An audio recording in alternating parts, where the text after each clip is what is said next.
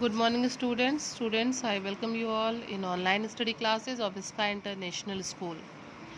Students, in English language, I was teaching you Unit 3, the noun and its kind. Okay, and in this chapter, already I have explained you proper noun, common noun, collective noun. Okay, now this is the turn of material noun. In this video, I will explain you material noun and one more noun, abstract noun. Students, abstract noun is not in your course, but I will give you the definition and little bit I will explain you about abstract noun. That abstract noun will be taught you in class 5. So all of you now be with me. I am going to explain you the material noun. Students, a noun which stands for the matter or substance of which things are made is called material noun. Material noun क्या है? Material noun उस substance का नाम है या उस matter का नाम है जिससे कोई चीज़ बनती है.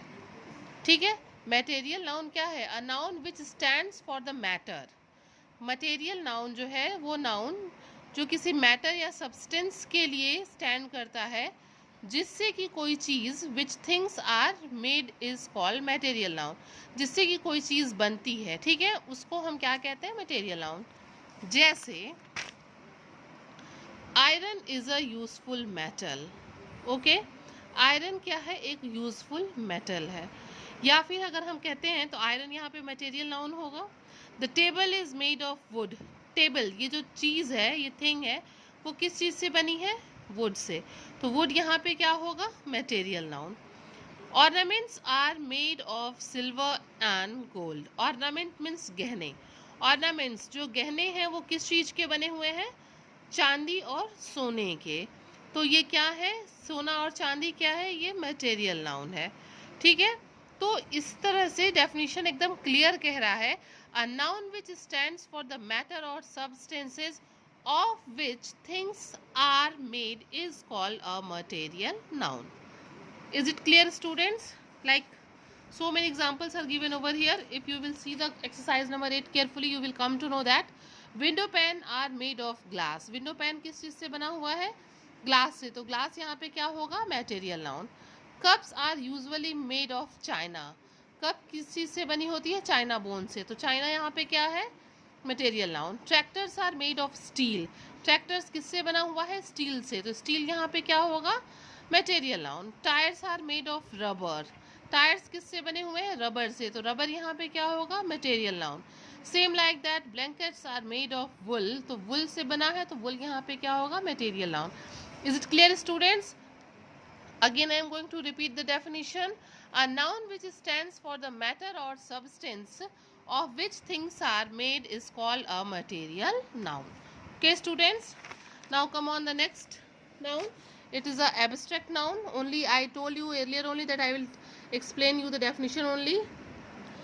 Abstract noun are words that names, ideas, feelings, experiences, qualities and concepts.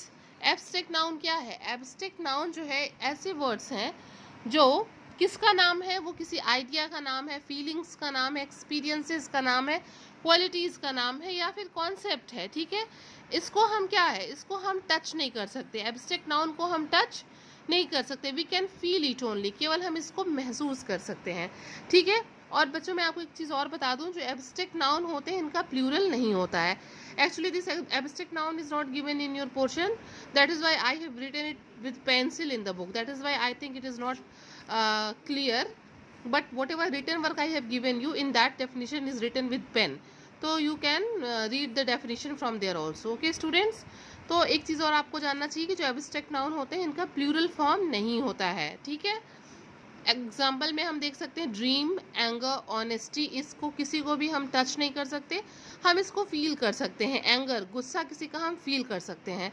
Honesty, किसी की ईमानदारी को हम फील कर सकते हैं. ठीक है, ये क्या है? ये जो एब्स्ट्रैक्ट नाउन है वो आइडियाज़ है, फीलिंग्स है, एक्सपीरियंसेस है, कॉन्सेप्ट्स है. इसका नाम जो है वो ये जो नाउन है इसको हम एब्स्ट्रैक्ट नाउन कहते हैं. Okay students, is it clear? Now the third chapter is completed. All of you just revise it. Stay your home and stay safe. Thank you.